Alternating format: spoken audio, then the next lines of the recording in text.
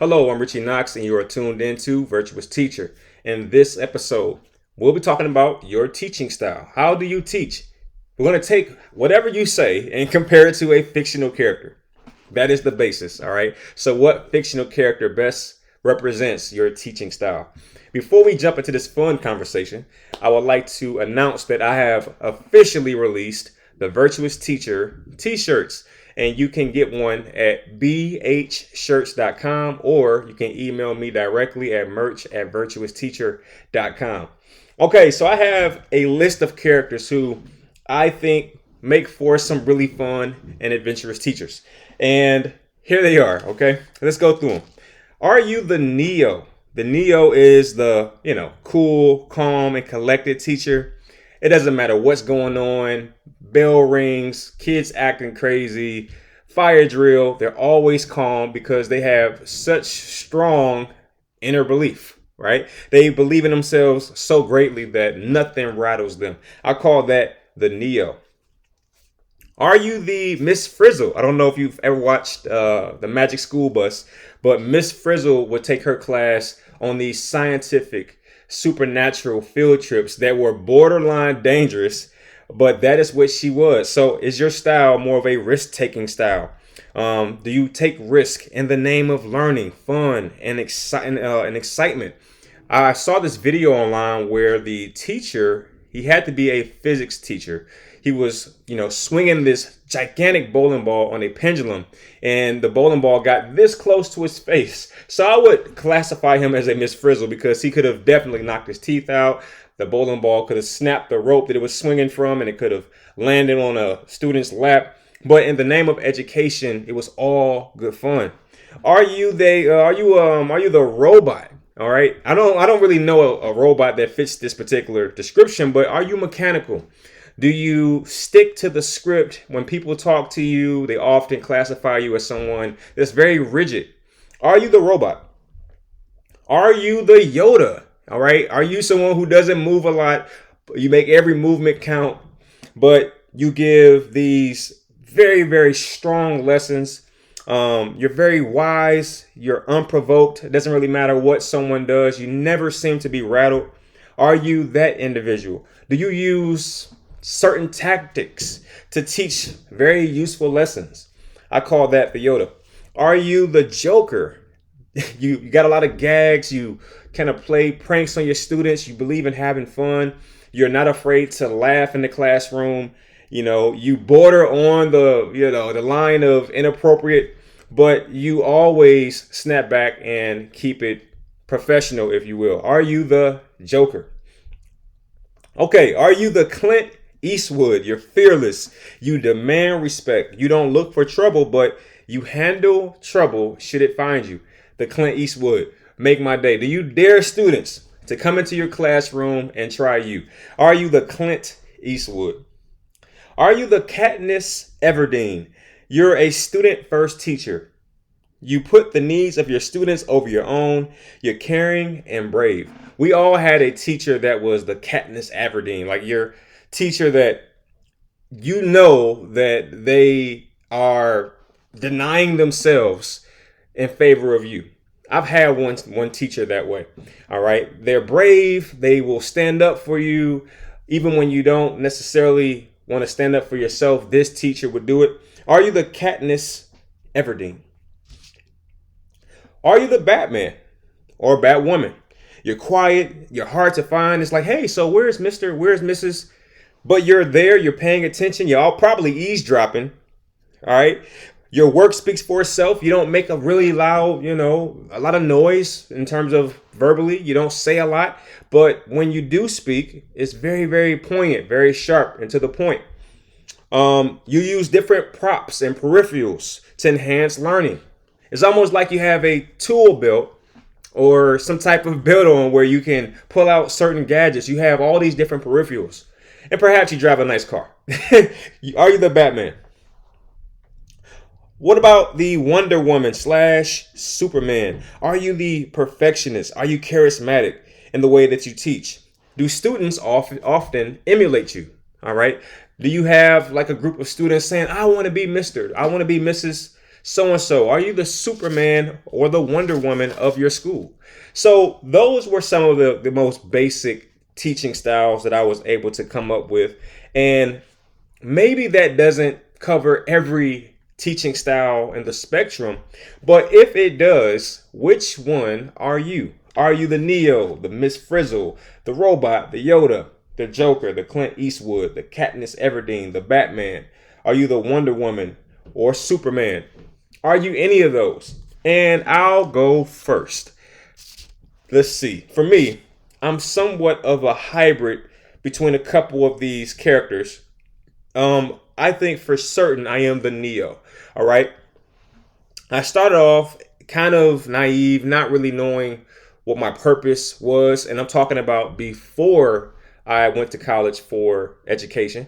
But I started off as very, dim-witted, Canoe Reeves, for crying out loud. Not really understanding my greatness, my power. I was probably focusing my strengths in different areas in life.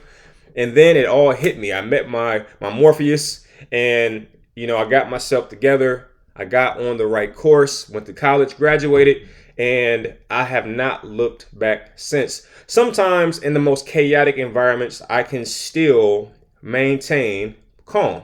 All right, one of my favorite scenes from The Matrix is when the agents are shooting at Neo, and he's pretty much dodging bullets in slow time. Sometimes as I'm teaching, I feel like I'm doing that. There could be chaos happening, someone throwing a paper ball, a kid falling out of a chair. I see it all happening in slow-mo, and I'm usually extremely calm. All right. It's a funny joke out there that kind of gives you a hint to how calm I can be in very, very diverse situations. I was at a basketball game, and our team hit a buzzer beater. Now, little did I know, one of the teachers was recording the basketball game, and when the kid hit the buzzer beater, of course he was recording, and the entire gym erupted and started running around the court and going crazy. Well, a couple of days later, he comes to me and says, "Knox, you have to see this. This is the most funniest thing ever." He shows me on camera, just sitting there as calm as can possibly be, as everyone is running hysterically throughout the gym, reacting to the buzzer beater. Right. But I was just kind of sitting there like, as if I was the only one in the room. It was hilarious. And I think it definitely said a lot about my style of personality, not just teaching. So I would say I'm a little bit of the Neo. However, I would be absolutely lying to you if I did not take ownership of this second style of teaching. I have to be honest and say that I'm a little bit of the Clint Eastwood. All right. I do not look for trouble, but when it finds my classroom, I absolutely, provide the necessary consequences. And I don't do it for my own self-righteous reasons. I do it to protect the learning environment itself. The environment is the passageway from which knowledge goes from me to my students. So anytime there's behaviors that, endanger that, you'll always see me step up and protect the classroom environment. All right. And of course, I demand respect. Today it happened and it was amazing. It was one of my more challenging classes. I was giving out information and I heard a few conversations over here, a few conversations over there, and I would not teach until the entire classroom was quiet. And I made a note to call students by name. "Sir, so-and-so, hey, I'm giving out instructions. Can you be quiet?" And then once I started to talk, maybe a smaller conversation would happen to my right. I would stop again. And I did that maybe 2 to 3 different times until every single student realized that was the expectation for that moment. I need every single voice off so that I can give information, and I'm not going to allow you to talk while I'm teaching. Not right now. I often allow my students to talk very openly and freely, but what I'm trying to do is put in, or I should say, establish the expectation that when my mouth opens, your mouth has to close. Why? Because I'm giving out information that is vital to your education and your well-being as far as the classroom is concerned, your academic well-being. And oftentimes, if I'm talking about students, and if I'm being honest, a lot of times they're talking about things that have no real basis as far as education is concerned. So I've made it a point, and I was happy to see myself do it today, because a lot of times I'm reflecting on my practices, and I was very happy to see that I would not teach that class until they were absolutely quiet. And I was also slightly surprised that they respected me enough to be quiet, because they could have just kept, talking in different little pockets. It's almost like whack-a-mole. You get this side quiet, and now this side is talking. You get this side quiet, and you got that side quiet. And now there's another student on the left side of you. So it was awesome to see that they all stopped talking, which to me showed a great sign of respect. And as such, because everyone was quiet, when I gave out the information, they all received it. And then to double down on that, I cold called individuals to see if they had retained the information I just said. I was giving out instructions for the lesson for that day, and that is extremely important. That is why you have to command everyone to be quiet. It's not a question. It's not an option. Everyone must be quiet, because this is the meat and potatoes of what we're going to be doing and learning for today's class. If you don't get this, if you miss this, you miss the entire point of being in the class for that day, which means I need everyone quiet as I give out the lesson and expectations for today's class. And it was amazing to see everyone, be quiet. Quite frankly, it was amazing to see everyone stop talking and show the respect that, I feel that I deserve as an educator, right? And to be very clear, I lead with respect.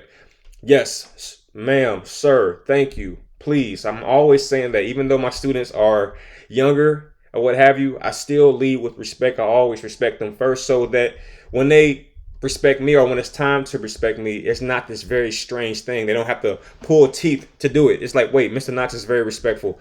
Let's give him our undivided attention because he's asking for it. So I would say I'm somewhat of a hybrid between the Neo and the Clint Eastwood. And I am just super excited about what style of teacher you are. So if you could, in the comment section, please tell me, what type of teacher are you? What fictional character best suits your teaching style? I have to know that. All right. But that is all I wanted to talk about.